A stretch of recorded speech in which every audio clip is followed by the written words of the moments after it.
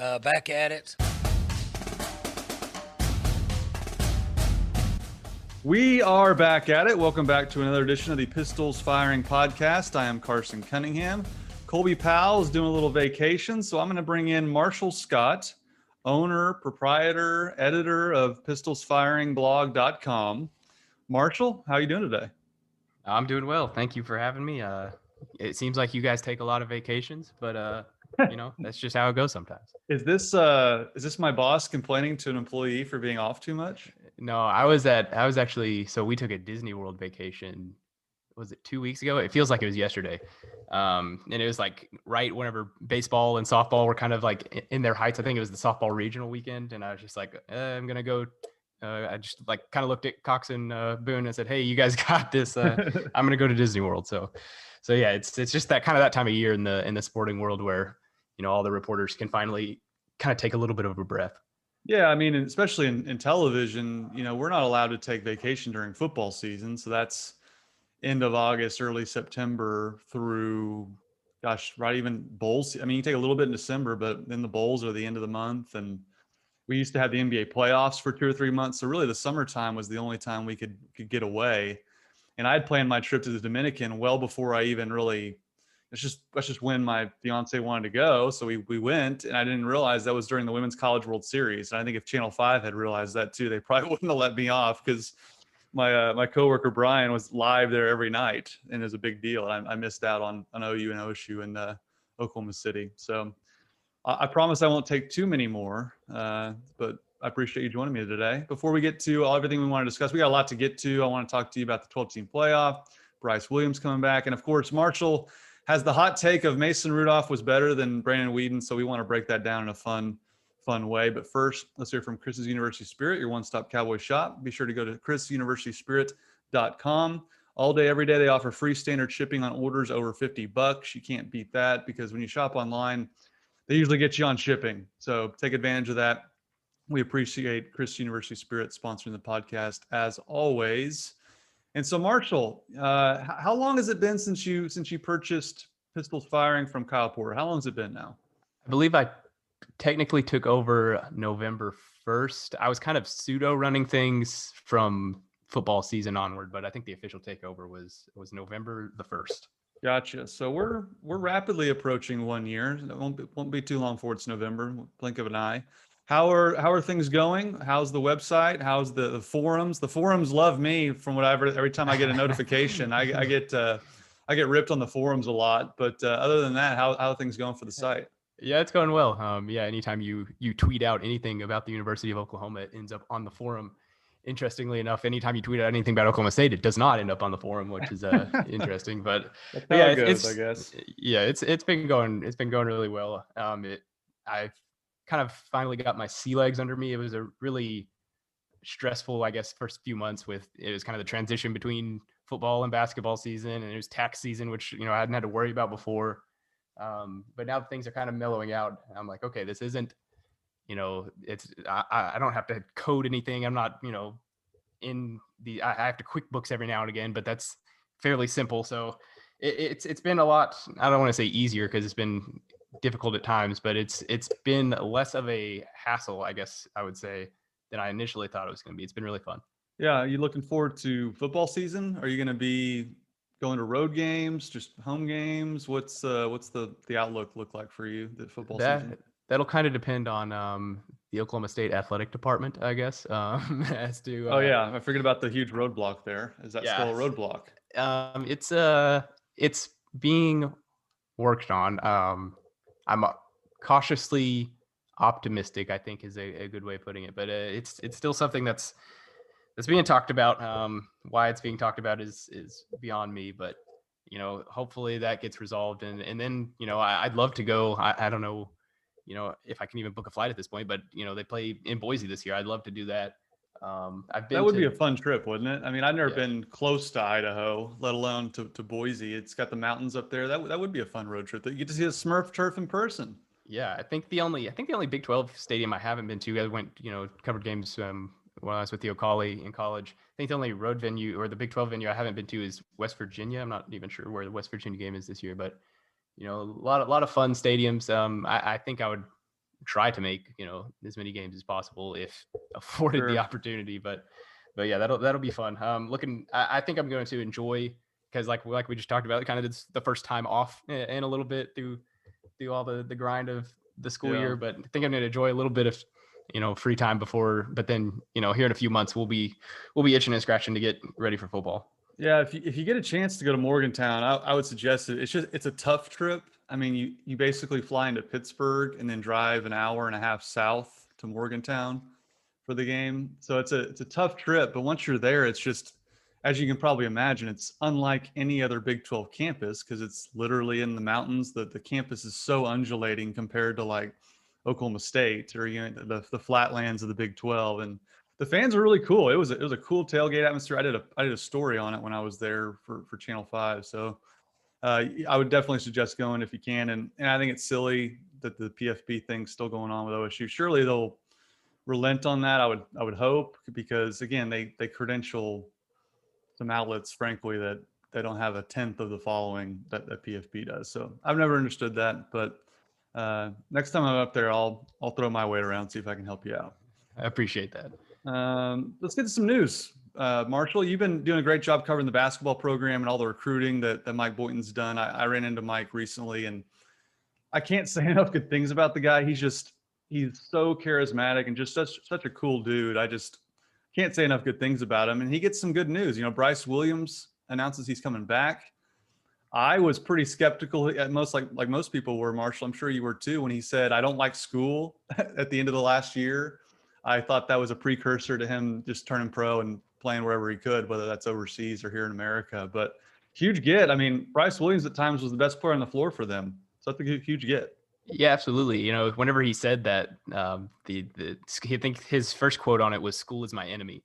But you kind of think, like, why not, come back an extra year? He wasn't, NBA bound right then. So, like, why not come back an extra year and, be a college kid again? But then whenever you say that, it's like, okay, well, that's the one thing I guess that could deter you from it. But yeah, like you mentioned, he's at times he was their, best player on the floor.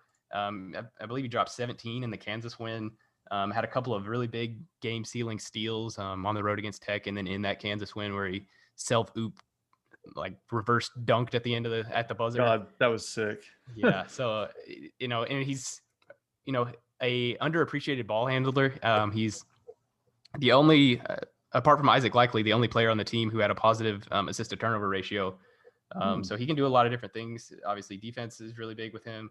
Was a consistent 3-point shooter, as consistent as they got apart from Cade Cunningham last year. So, yeah, in terms of recruiting, it doesn't feel like they just landed a 5-star prospect or anything, but, this was, maybe the biggest recruiting get. And I guess you're going to argue, anybody would argue Bryce Thompson, but this is a big recruiting get for Mike Boynton in the offseason. Yeah. And I think it stems the tide a little bit, because it felt like the first 3 or 4 years under Boynton, they had an entirely new rotation every single year. There was no seeming continuity. And with Avery Anderson coming back, obviously the Boones, Likely, and now Bryce, it's not going to be a situation where all of these transfers have to meld right away. You do have some continuity, and it's surprising that Cade Cunningham didn't have a positive assist to turnover ratio. No, so but his usage rate was just ridiculous. Let me go find it. Which I guess he had a lot of bad turnovers, so it's not just totally shocking, but yeah, he did handle the ball a lot.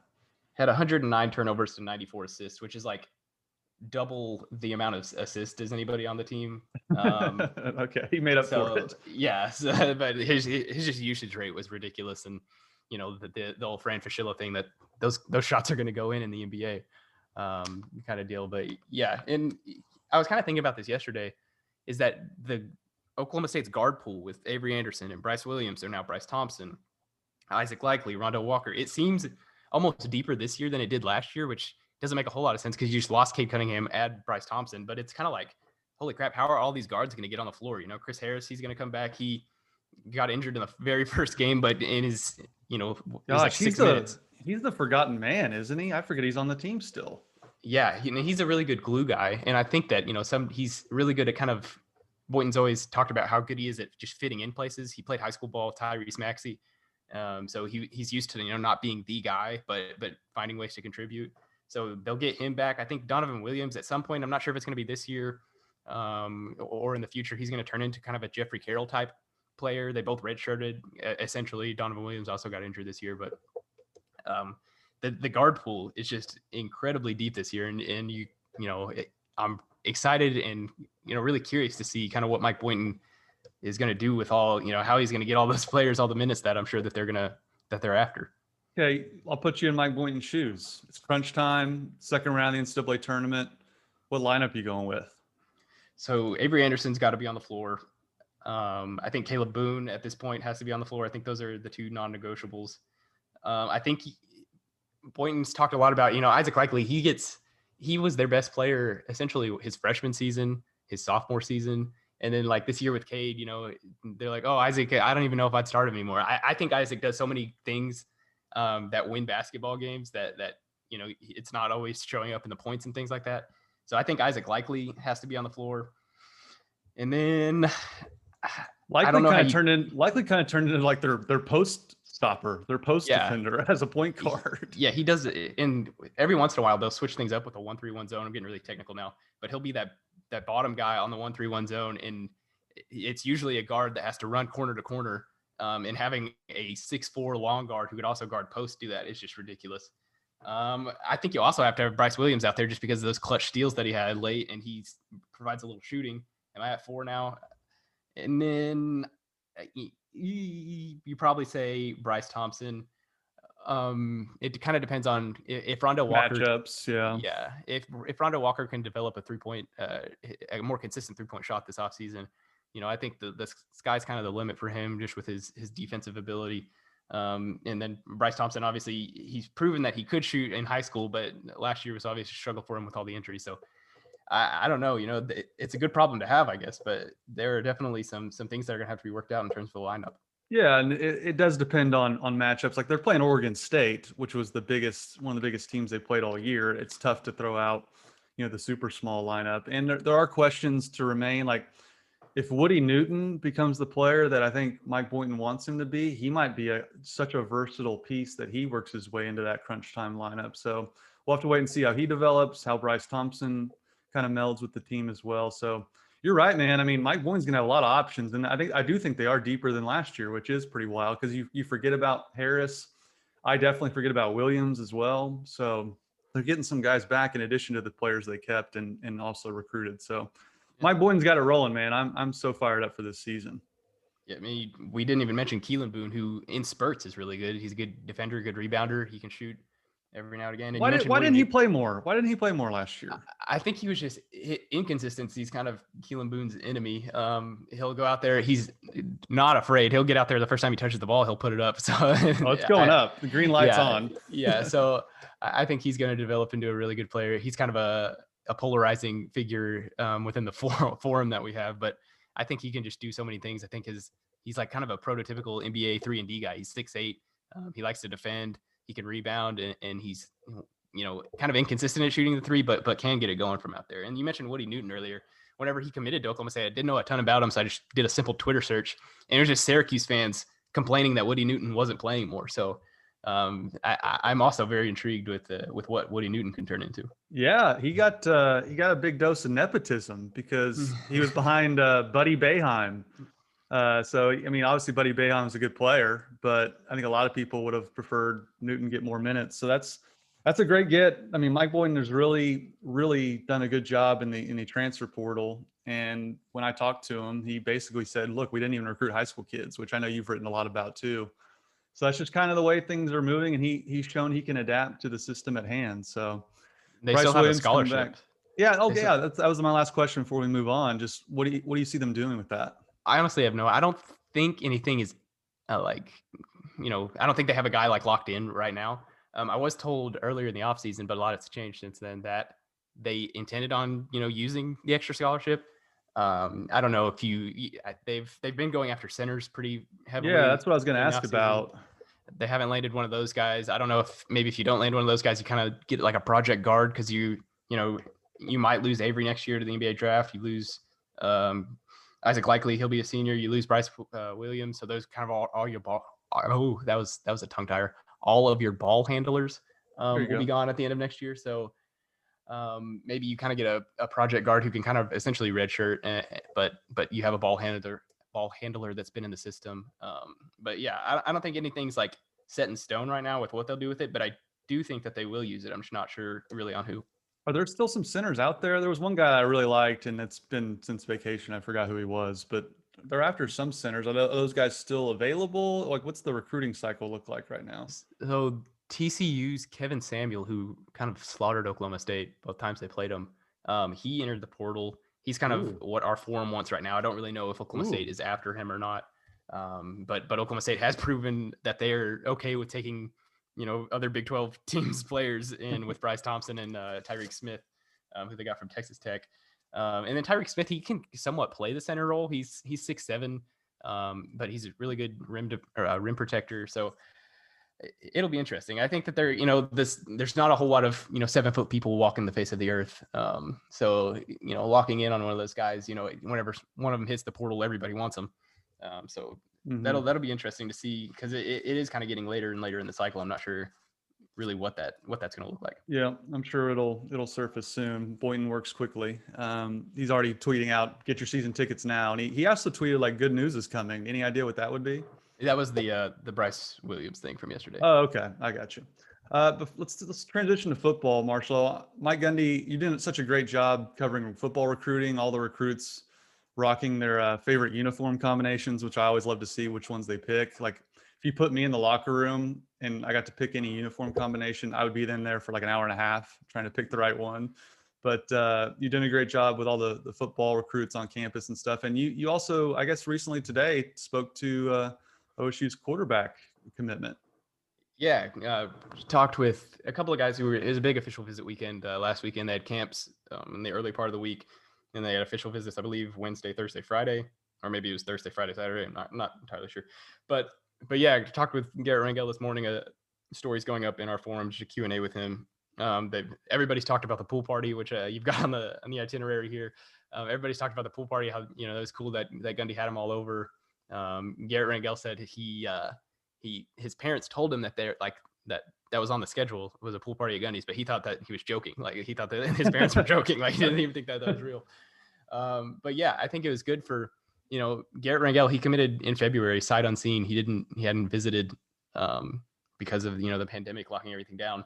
And I think Oklahoma State did a good job in bringing everybody, not everybody, but most of those commits together, so they were able to take the group chats that they've all been in and the Snapchat groups that they've all been in and actually put it, hey, this is who you've been talking to over the years. And I think that was really good. They had a couple of really high level guys there with him that were uncommitted.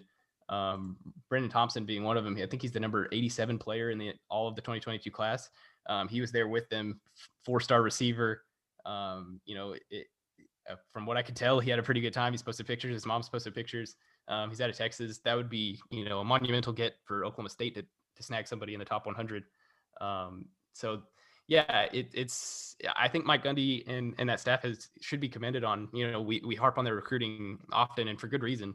But here lately, they've really gotten things going. I think maybe the pandemic almost forced them to kind of rethink how they're doing things. And these last few classes have come out really well for it. Yeah, I was going to say that, like, I've been very critical of the recruiting, and it does seem as if the recruiting at a much, much higher level just in the last, cycle or so. What do you think it's more to do with the pandemic and everything kind of reshaping how they think, or is it just a case of, some newer assistants making headway? Obviously the offensive line turnover has been ridiculous at the coaching staff level, but Tim Rattay is now getting to have his hand in who they're recruiting at quarterback. I really like Rangel. And I kind of trust OSU just in terms of quarterback recruiting overall. But do you think the pandemic's the biggest reason for that? Or do you think it's Gundy just kind of sitting there thinking, man, we just got to recruit at a higher level? I think, I don't know. It could be a little bit of both. I think, whenever you get kind of the right guys in, I think players, especially nowadays, are really good at recruiting each other. So I think, they did a really good job with this 2022 class of getting a strong core early. And then that's kind of allowed them to pull in other things. But then you mentioned some assistants. Like I see, former OSU linebacker Ryan Simmons. I see him added in a lot of recruits' tweets about the thing. Obviously, they brought J.W. Walsh back. So I think them kind of having players who have been there and can kind of say the good graces of things, and they're somewhat young, they can somewhat relate to the high school kids and kind of what they're going through. I think that's obviously good. And then, the pandemic is obviously, not ideal. It's not ideal for anything, not ideal for recruiting, but, I think that there is some truth into maybe that kind of makes you rethink of, how you do things, your virtual visits, maybe somebody, looks at something else a little differently. So I think it's all kind of, a perfect storm almost for Oklahoma State. They're not ever going to, out recruit Oklahoma or Texas. But they should be, the third best recruiting school in the Big 12. And that's how they've been over the last few classes. Yeah, that's all I really want to see. Obviously, they're not going to be up there with Texas and Oklahoma. No one expects that, but that's absolutely where they should be, because in years past they were down near the bottom of the Big 12 in terms of the rankings and all that. So you mentioned the Gundy pool party. Great question posed in the Daily Bullets. You're invited to a poolside barbecue at Mike Gundy's house. As long as you supply the food, what are you bringing? That's my question to you. So Garrett Rangel said the food there was really good. So I'm already almost out because I can't really cook anything. I'm still, I'm 4 years out of college at this point, but I still haven't learned how to cook. So I would probably just go buy something good in town. Bad Brad's is right down the street from me. Showing up with cheese fries is never a bad idea. So I would probably just play it off like, oh, I kind of ran out of time. Here's this food that everybody already likes. I like that. I would definitely stop by Chris's University Spirit. Bingo. Pick up some, just some items to set around the table. People can keep them if they like. And then I'm stopping in the Hideaway, getting a Big Country. Who doesn't love a Big Country pizza? That would go pretty quickly, even with all the top-notch barbecue that Gundy surely would have at his house. But my usual go-to move is just get like 2 or 3 bags of chips. Like, no one's going to say no to chips, and it's pretty easy to find one that everyone likes. So that's probably my go-to move is the bag of chips. It's pretty foolproof. Yeah, absolutely. And I don't know, he said the food there was good. I don't know if that meant that somebody was out there barbecuing or what, but well, maybe Gundy can barbecue better than Lincoln Riley. Do you remember Lincoln Riley's brisket that got just skewered over Twitter? That made me sad because Lincoln Riley obviously was proud of that, because that's why he put it on Twitter. So that made me sad that he was proud of something and then everybody just demolished him for it. So I've heard that, Barry Hinson, he's the analyst on Oklahoma State's basketball staff. I've heard he's quite the grill master out there. So maybe you just say, hey, Barry, you're going to come to a pool party, and just give him all the supplies he needs. Not a bad move there, but maybe Gundy's undefeated in the barbecue battle between him and Lincoln. I want to get to our long awaited Brandon Whedon, Mason Rudolph debate. But first, the 12-team playoff has been in the news over the last week or so. You've written about it and just how it would affect Oklahoma State. What's kind of your main takeaway with the 12-team playoff and how it affects OSU? So I think I like it. It didn't make sense to me that they were jumping straight from 4 to 8 or from 4 to 12 without even really considering 8. But it kind of gives those blue bloods, their bye. They can make them feel special. Hey, Alabama, you don't have to play in the first round of this. Like, good job. And then it also, I think that, those blue bloods might be in favor of it because, say they do, have one dote of a game where, they slip up, then they're still likely to get one of those other spots. So I think it's really good, and it obviously gives Oklahoma State, a team like Oklahoma State, more of a chance. In the college football playoff era, I wrote about this. The closest they would have come was in 2016, where they were the 12th ranked team in the CFP rankings by the time bowl season rolled around. But then they wouldn't have got in. They would have been the first team out because Western Michigan would have jumped them as a conference champion, needing to get in. So that would have been a little dicey. That would have been pretty OSU for them to be out because Western Michigan, who was ranked like 20th or 15th or something like that, needed to jump up there and play in it. So it obviously gives, teams like Oklahoma State more of a chance.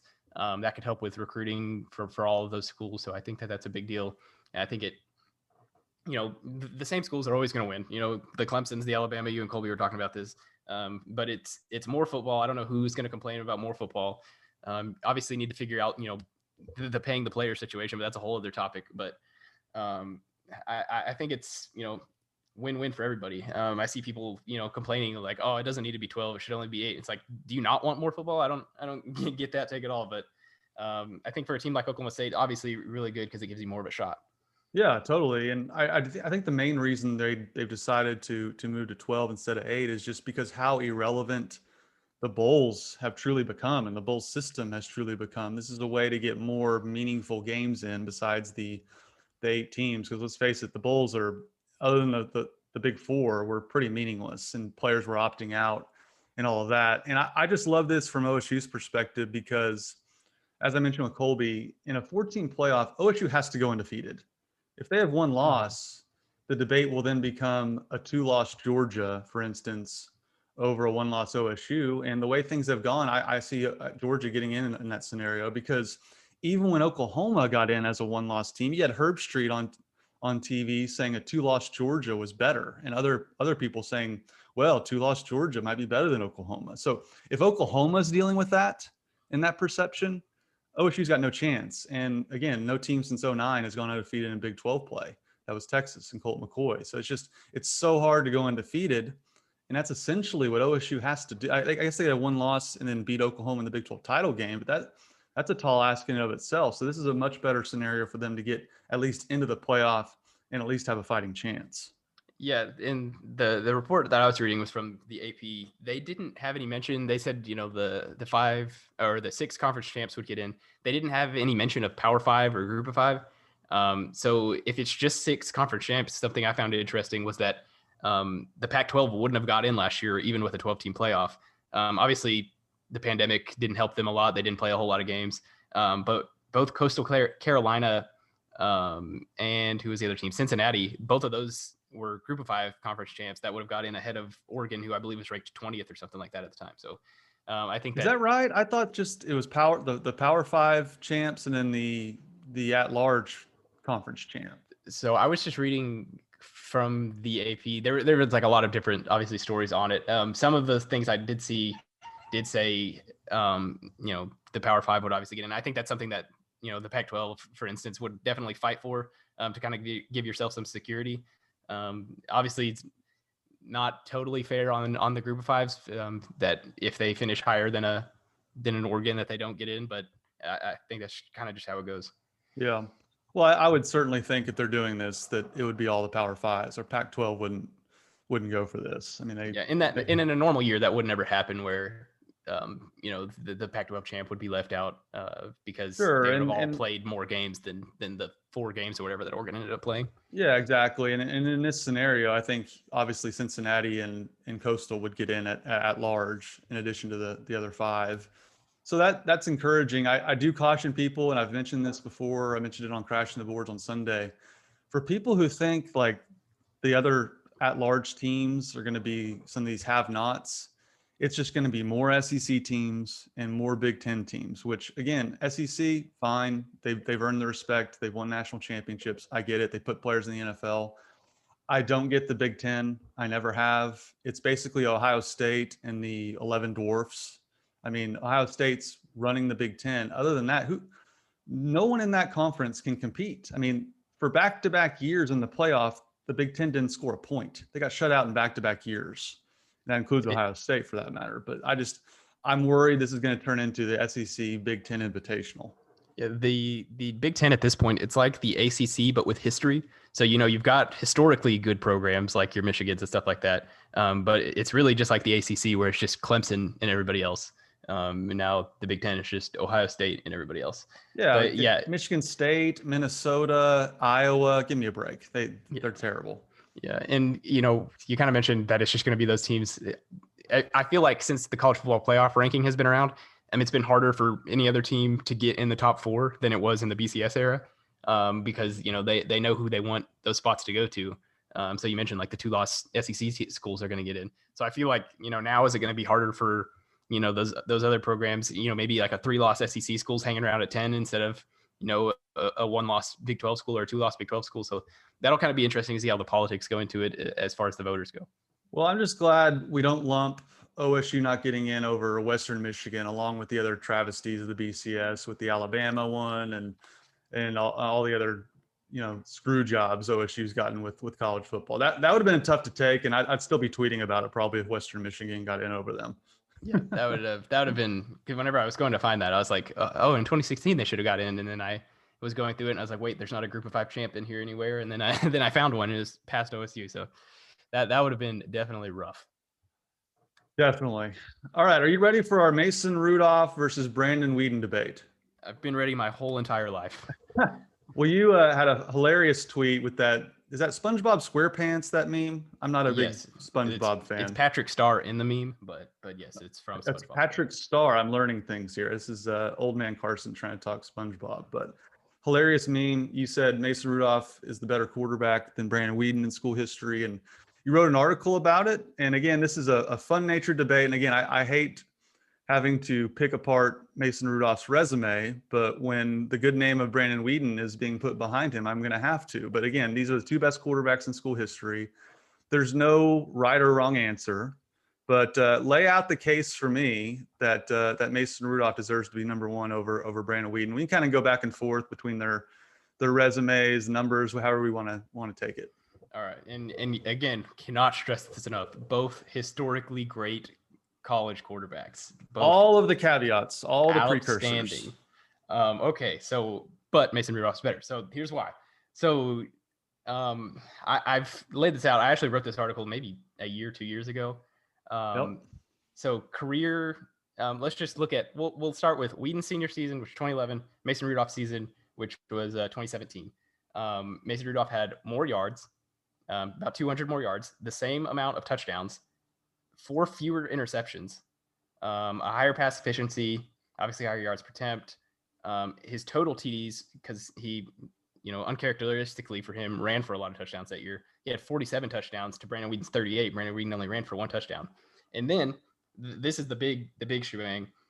In the last 2 years of Brandon Weeden being a starter, which was 2010, 2011. Let me find this number. So OSU allowed a combined in 2010, 2011, OSU allowed a combined 22 sacks. In Mason Rudolph's junior and senior seasons, which was 2016 and 2017, OSU allowed a combined 56 sacks. So Rudolph was sacked 34 more times than Brandon Weeden was in those last 2 years. And I've had people come at me say, oh yeah, some of those are Rudolph's fault where he held on the ball too long. I'm like, okay, find me 34 of those where those were Rudolph's fault that he held on the ball too long. So I just think that if you dropped Mason Rudolph into that 2011 team, I don't know if it gets better because, that 2011 team was outstanding, but I think he does as good a job, if not better. Brandon Weeden also had, the greatest receiver in college football on his roster. He could throw a lot of slant routes that would just end up going for 90 yards. James Washington was elite, but I don't think anybody's going to argue that he was better than the 2-time Biletnikoff winner in Justin Blackmon. So I just think Rudolph was better. He was on a worse team. That's just kind of how it goes. He didn't win a Big 12 championship, but he also had to compete with Baker. Brandon Weeden had to compete with Landry Jones for that Big 12 championship. So there's a difference there too. That's my argument. And Robert Griffin, who won the Heisman.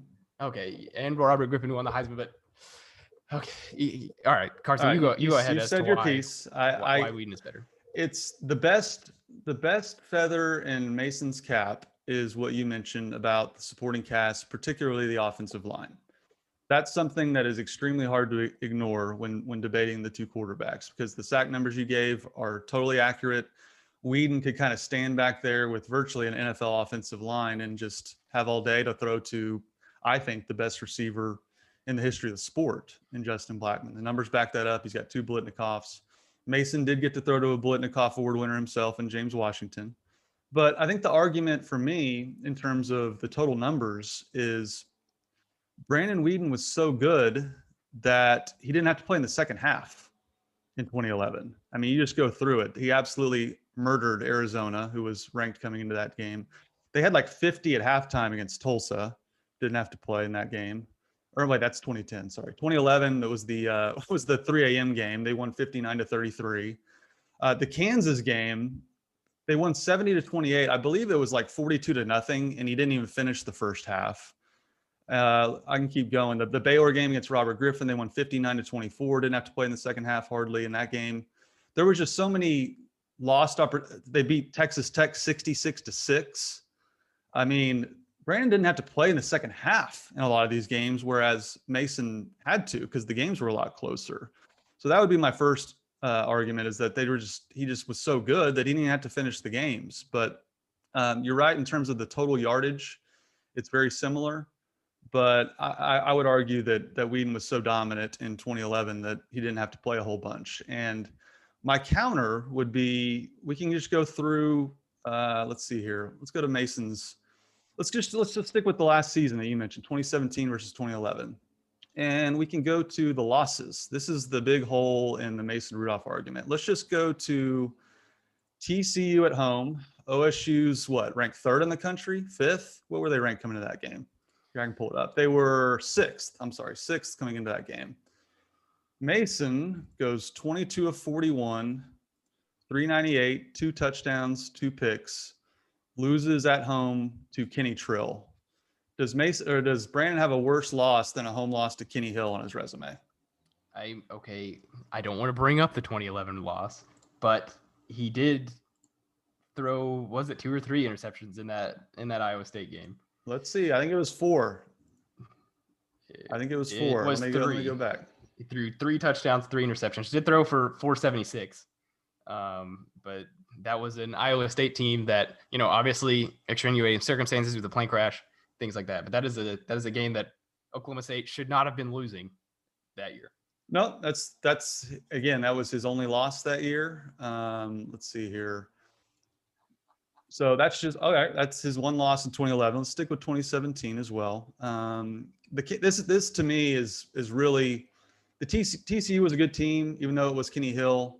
But Mason loses to a 6-5 Kansas State team. He threw for 425, 3 touchdowns, 2 interceptions. And again, I know you're going to point to, he threw for 400 yards, but let's see here. OSU was down by, 20, 35, 42. It was 42 to 20. And then OSU scores 20 points in the fourth quarter in basically garbage time. And OSU's driving. Mason does all of this to bring them back during prevent defenses. And he throws the game-ending interception.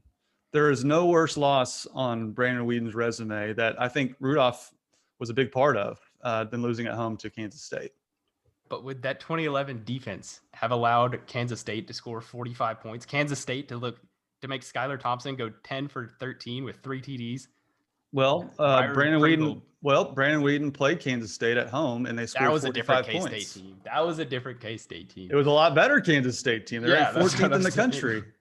And to your point, yes, their defense did allow 45 points to Kansas State, and Brandon scored the game-winning touchdown on the last drive instead of throwing the deciding interception. This is exactly my argument. We can talk about numbers, we can talk about a lot, but to me, it's about moments when you got to deliver. And I just feel like there's more instances I'll get to where Rudolph would throw a bad interception, and that was that. So that's kind of my argument with it.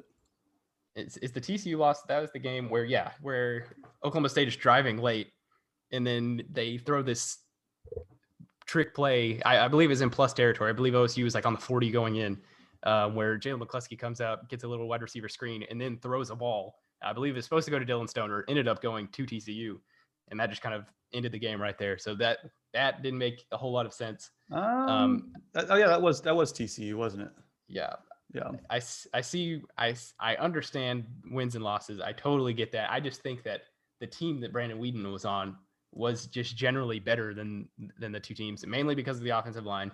But then there were some, the OU game in 2017 where OSU scores 52 points and they lose, and they're like, yep, Rudolph could never get it done against OU. And A, he won that Bedlam game in 2014. And B, if you score 52 points as any quarterback, you should be like, okay, I should have won that game.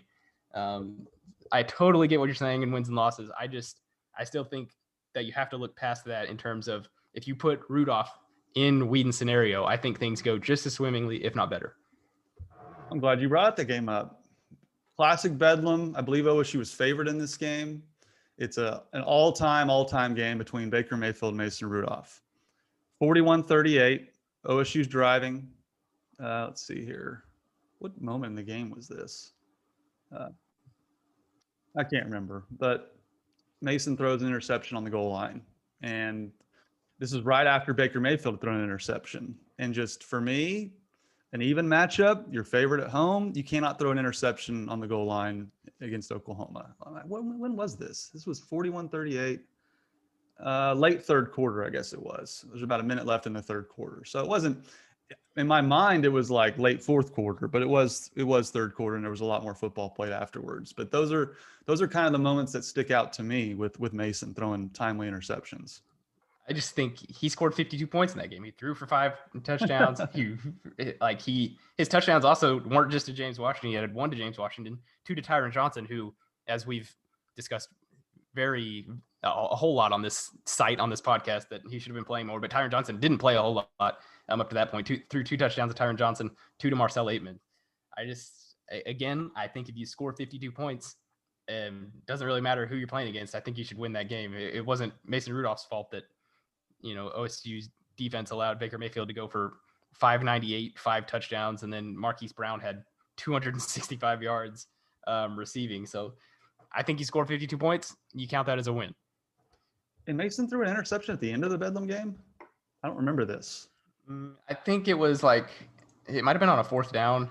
Is it just like a Hail Mary? I think we all remember the deep pass to Tyron that was incomplete. Yeah, I think it was either 4th down or 3rd down, and it was just like late. He was just forced. Yeah, that's right. Yeah, the game was basically decided because they were down 10 at that point, and they'd already gone out on 4 downs. So that's the last season for Mason, but we can keep going. Let's go further back in time. I've got so many box scores pulled up here. It's hard to find. Yeah, Mason's. My tabs are ridiculous right now. Let's see here. Well, I'm completely lost. I've got too many tabs. I'm just gonna have to Google Mason. Let's just talk about this. Let's talk about the Central Michigan game. That's what we're getting to. Oh, we can get there. We can get there, but let's go back to, again, I think 2016, again, another year where OSU was high up in the rankings. They're getting a lot of playoff buzz. Let's go back to 2016, which is, I know it's where I want to go. And again, I blamed Mike Gundy for this loss to Central Michigan because he didn't know the rules. He literally did not know the rule and called for a play that enacts a penalty. So they lose at home to Central Michigan, which, again, all the controversy aside, Gundy has to know the rule before he tells Mason to throw it in the stands. And he didn't. Simple fact. Rudolph throws for 286, 34 QBR rating, 2 touchdowns, 1 interception. Mike runs a direct snap to Dylan Stoner on the 1-yard line because he was so frazzled with Mason at this point. But there's no loss that even approaches this on Brandon Whedon's resume. They scored 20. They scored 27 points. So the argument that OSU had no O-line and no defense, specifically no defense, it's tough to argue. Okay, Rudolph sacked 4 times in that game. They allowed Central Michigan to sack Mason Rudolph 4 times, and then also this is the second game of the season. In the season prior, Mike Gundy didn't allow Mason Rudolph to play in the red zone because that was J.W. Walsh territory, who I think he was kind of just, doing Walsh a favor there at the end. I don't really think that was a Rudolph issue. I think that was more so just, J.W. Walsh, he was kind of stuck in at a weird time. Him and Clint Shelf both didn't benefit from being in Stillwater at the same time. But we'll get to the Walsh scenario earlier in his career, for sure. But so that's essentially his first game where he's playing in the red zone. Sacked 4 times. They allow Cooper Rush to throw for 368 and 4 TDs. Not a good win. I can't say anything. Did throw an interception. Not a good game for Mason Rudolph, but I still am holding firm. Better college quarterback than Brandon Whedon. Well, how much did Rush throw for in the final play? It was the 50-yard touchdown. So he threw just north of 300 without the Hail Mary. So again, I don't know how you argue that loss, but we can go further in 2016. Let's get back to it. Let's see here. Okay, this is another. Again, this is a theme, Marshall. Just a terrible loss on the road to a really bad Baylor team this year. Let's see here. Rudolph at Baylor, they lose. He doesn't throw a touchdown. 279, 0 touchdowns, 1 interception. They lose on the road to Seth Russell in Baylor. Now, to your point, I'm sure you're going to bring it up. Russell throws for 387, 4 touchdowns, 1 pick. James Washington didn't have a touchdown in this game, but they scored 24 points. They scored 24 points in this game on the road to Baylor. Mason Rudolph sacked 4 times. Was this Justice Hill's freshman year also? I believe so. So this was the year that Mike Gundy was saying, I just want to rush for 100 yards in a game. Like, I don't care anything about, I just want to run for 100 yards in a game, which is crazy to think now that they, got Chuba Hubbard, who was nearly rushing for 200 yards a game by himself.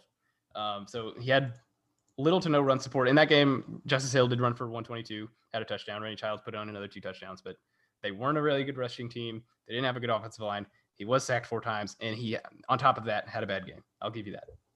Baylor was 6-6 that year, 3-6 in conference play, lost 6 in a row to finish Big 12 play. Bad loss. No loss like that on Whedon's resume. Let's keep going. My case is not settled yet. Let's go down to Norman. And again, I want to reset people's brains here. 2016, OSU's 9-2, OU's 9-2. This is not some unbeatable juggernaut OU. It's Baker Mayfield versus Mason Rudolph. I believe it was close to a pick'em. OSU was getting some love in this game coming in. It's rainy. Mason's hands, which we'll talk about earlier in his career as well, becomes an issue.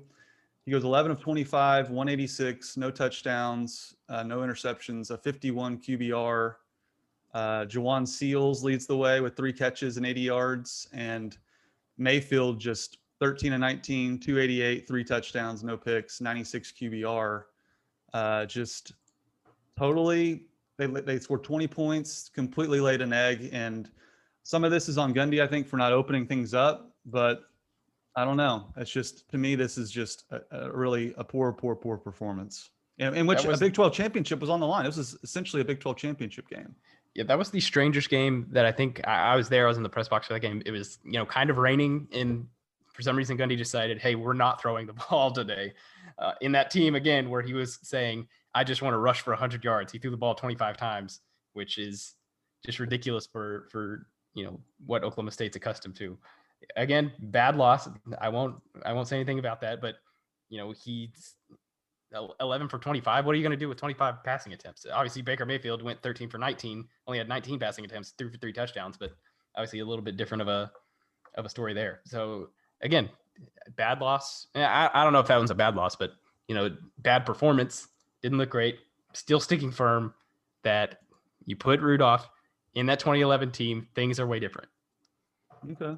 Well, I want to keep going on Rudolph's resume. And again, in the issue of fairness, I will get to some of Whedon's more tricky outcomes. But first, let's go to 2015 with Mason. I'm not done with bad losses. Let's see here. 2015. What's the game I'm thinking of? Oh yes, this is actually a win. We're gonna debate a win here. All right. I'm down on the field. It is about 115 degrees at field level down in Austin, Texas. Mason and the Cowboys are just rolling at this point, and Mason throws what looks like a punt. There's almost like a fair. The Texas defensive back almost fair catches it for an interception. Texas goes down and scores. Mason fumbles because his hands are slippery or small. It's sweaty. I get it. Texas picks it up and runs for a touchdown. And all of a sudden, OSU's backs are against the wall. And at this point, Mike Gundy gives up on Mason. He puts J.W. Walsh in the game and starts running the veer. He runs a quarterback sweep on 3rd and 10 and just punts. And the rest is history. Texas punter fumbles the ball and OSU kicks a game-winning field goal. But even in a win, Marshall, this is a pretty dicey performance from your best quarterback of all time. What was can you remind me what Brandon Whedon was doing his sophomore year? He was saving the day against Colorado and should have been playing in Bedlam where they probably would have won. Yes, he wasn't even on the field, is what you're saying to me. So yes, weird things happen in Austin, and they got the win. I don't know what you want me to say. That Austin was a weird place for Mason Rudolph's career. Just say cardiac Cowboys. That explains a lot. The Ramon Richards interception. We were both there for that game. That was a weird game in Austin. Things get weird. Austin weird. Both of those games. Yeah. Keep Austin weird. I get it. That's another case where he kind of gives up on his number 1 quarterback of all time. And let's go down to Lubbock. OSU wins 70-53. But again, for some reason, Mason Rudolph gets he throws 285, 2 touchdowns, 1 interception with a 55 QBR. And Mike Gundy's seen enough. He goes to J.W. Walsh, who throws a bomb touchdown to James Washington. Walsh goes 4 of 5, 167, 2 touchdowns with a 99 QBR. And this game was back and forth. They go against Patrick Mahomes, who threw for 480 and 4 touchdowns. But at no point was Brandon Weeden benched, and Rudolph gets benched again in 2015. Well, no, Brandon Weeden wasn't benched he was benched his sophomore year because he wasn't on the field to begin with. Well, he was the backup quarterback to Zach Robinson, who had established himself and had earned that right, to quote Mike Gundy. Do you think how old is Mason Rudolph right now? About as old as Brandon Weeden would have been while he was actually in Stillwater? Well, if Mason had torn his shoulder playing pro baseball, he would have a lot more to overcome too. But this is again, if Twitter was around in 09, I think it was. I think we can probably go back to my tweets in 09. I was on the field for that Bedlam game where OSU gets shut out when Robinson had a bum shoulder. I was literally filming Brandon Weeden standing on the sideline, wondering why he wasn't coming into the game because he looked so good against Colorado. And I think a lot of people would have preferred Brandon to come in the game when he was a sophomore. So that would be my argument towards that. So what was the Alex Kate year? Was that just the start of 2010? That was 09. That was when Kate started the Colorado game because Zach had got a concussion against, I believe it was Texas Tech the week before. He was injured with some sort of thing to where everyone kind of thought, I was saying they should play Weeden, but everyone, like, he started Kate because Kate had been there a long time, and there's a whole lot of other issues with that. And then Kate, I believe, went 0 of 9, had an interception, and had like 2 more interceptions dropped, to where there was no other choice but to put Brandon in, and that's when the Weeden to Blackman connection truly began. So in 2014, obviously he comes in, Mason does, beats Oklahoma, an 8-4 Oklahoma team. You got to give him a lot of credit for that, considering he got yanked out of red shirt, played admirably down in Waco in another rainstorm down there as well. So I'll give Mason a lot of credit for being an 18-year-old kid getting thrown in there and winning a Bedlam game, which, Brandon only won one of those. So they're even in terms of that. And in the issue of fairness, I will go to 2010 for Brandon Weeden. This is a game no one ever talks about. And when I'm arguing this, I hope no one ever brings it up. So I'll bring it up for you in the issue of fairness. I remember watching this game. This is Brandon's second career start against Troy at home. OSU wins 41-38, and Brandon threw for 348, 2 touchdowns, 2 interceptions. He had a broken thumb coming into this game. I think he hurt his thumb either in the fall camp or the first game of the year. I can't remember what the situation was, but his thumb was hurt so bad. This started the first shotgun victory formation because they tried to take a victory formation and Weeden fumbles it. OSU recovers, and then they go to the shotgun kneel down. And I think that's now what a lot of teams do, including OSU. So this is a game that no one really remembers, but man, it got dicey for Brandon and company at home against Troy. See, that very well could have been the Central Michigan game. The Central Michigan game, they technically did lose because that's, where it is in the record books, but they shouldn't have lost because the untimed down shouldn't have happened. So maybe Troy gets an untimed down there, and then all of a sudden they're in the same boat. Yep. And that Troy team was, let's see, they 1, 2, 3, 4. They had 5 losses. That would have been a really, really, really bad loss.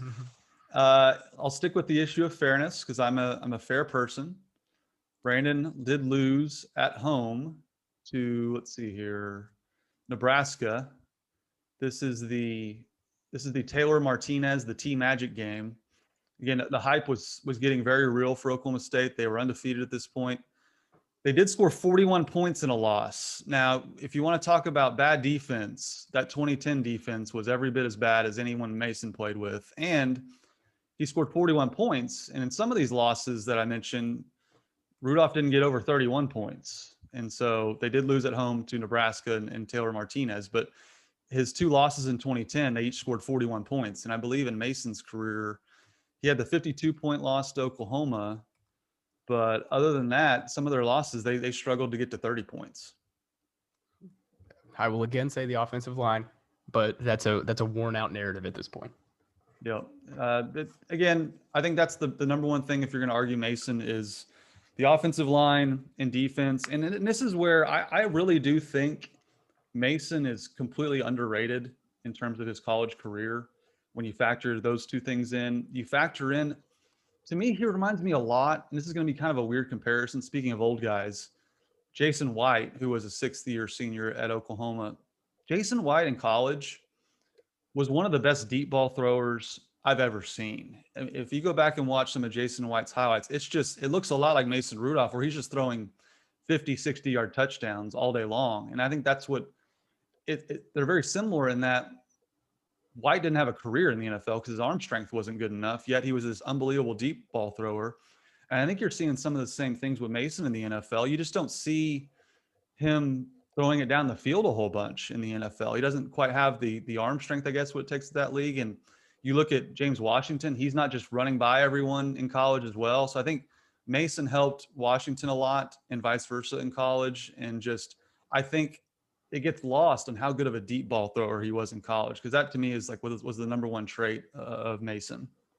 Yeah. And I think that, I don't think his NFL career is over by any means. He's, the Steelers signed him again. They gave him another contract. So sure, yeah. He's hanging around in there. I think that, at this point, I wouldn't think that they'd keep him around this long if they didn't see him as at least competing to be the heir apparent for Ben Roethlisberger when he hangs it up at the end of this year, next year, whenever that time comes. So, I didn't want to argue NFL careers because honestly, both guys hadn't really done a whole lot.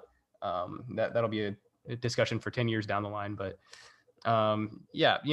like we said, both guys outstanding all time, great quarterbacks, and not only in, OSU history and like Big 12 history, both should get some love in some like college football history. So there isn't a wrong answer. It's a lot of fun to debate though. And I'm going to stick with Rudolph until forever. So I didn't convince you that Whedon's better? No, I think the offensive line, 34 more sacks, Carson. He was sacked Whedon wasn't even sacked 34 times. He was sacked 22 times. And Mason Rudolph was sacked 34 more times than those 22 times. Well, Whedon gets rid of the ball. I mean, tell Mason to throw the ball away. Yeah. And Mason did think of himself as if he was like J.W. Walsh running the football. He was very confident in his running ability, but clearly he wasn't as good of a runner as he thought he was because he got sacked so many times. In that OU game, the rain game in Norman, the 2016 one, Rudolph ran. He had like a 20-yard touchdown run or something like that. And I forget which OU DB it was standing on the goal line, but Rudolph could have gone like to his left, to his right, and scored easily. And Rudolph just stuck his shoulder down and plowed over that guy. It was cool until Samonte Perine then plowed over whoever he plowed over and took that knee. So, but yeah, Mason showed that a few times. There was a game at home, I believe it was like the West Virginia game on homecoming, where he like lowered his shoulder again and ran through. I think Mason really fell in love with the goal line touchdown runs, and he was unafraid. He was awesome. He didn't get to his sophomore year because J.W. Walsh was on the red zone, so he wanted to show everybody that he was fully capable of scoring tight yardage touchdowns. One last note, again, Mason did have to play against Baker Mayfield, but again, big bad Robert Griffin III getting all this Heisman love. Whedon was up 49-3 in the third quarter. That's essentially his Baker Mayfield matchup, and he was up 49-3. I mean, that's pretty hard to argue, mate. Marshall, I almost called you Mason. But was the rest of that Baylor team as good as the rest of Baker's OU teams were? Let's see here. Probably not. Definitely not. I mean, Baker's. I would argue that Robert Griffin's defense was better than the defenses Baker Mayfield played for. Honestly, I remember that, I remember watching. I mean, OU was historically bad defensively. I mean, Mike Stoops got fired during the season. They were so bad. And Rudolph took advantage of it. He put 52 on him in 2017. I don't know what more he's supposed to do there. Yeah, Baylor went 10-3 that year. They beat Washington in the Alamo Bowl that year. So good debate, Marshall. I can't convince you, but Whedon's my number one, Rudolph's your number one, and we can probably argue this another 10 years from now. But you're doing a great job with PFB. Does it make you feel old real quick before we go? Does it make you like I feel old every single day watching these guys that I follow, that I covered? Like I covered guys like Josh Cooper when they were in high school. That's how old I am. Does it make you feel old that Ryan Simmons and JW Walsh are on the coaching staff? Absolutely. And I don't know, there's a couple of things that I'm starting to feel older and older now. I don't have TikTok. Me either. But I hear that's quite the fad these days. And then I've kind of started to get more into international, or not just international, but like soccer, overseas soccer. And, you know, the Wonder Kids are always fun to watch. And I'm like, yeah, it's fun because like he's my age, you know, and then I'll look at his age and he's, you know, 22 and I'm 25. And I'm like, wait, he was born in 2000 or whatever. So it's yeah, a couple of I'm feeling old moments. Don't feel like I relate to the TikTok crowd very well. And that's just, I guess that's just part of it. Yeah, the day that you get older than the college football players is a sad day, and it only gets worse from there. I'm sad to report. Yeah, it's been rough. Anytime I, you know, look up birthdays and they're in the 2000s, I'm just like, oh sheesh, like this is not going well. No, it's not going well, but hey, time moves on. We get older. And Marshall, you were a great sport. I appreciate the debate. I appreciate you running PFB. You're doing a great job, and thanks for joining us. And I'm sure we'll have you on again this summer. Absolutely. Thank you for having me.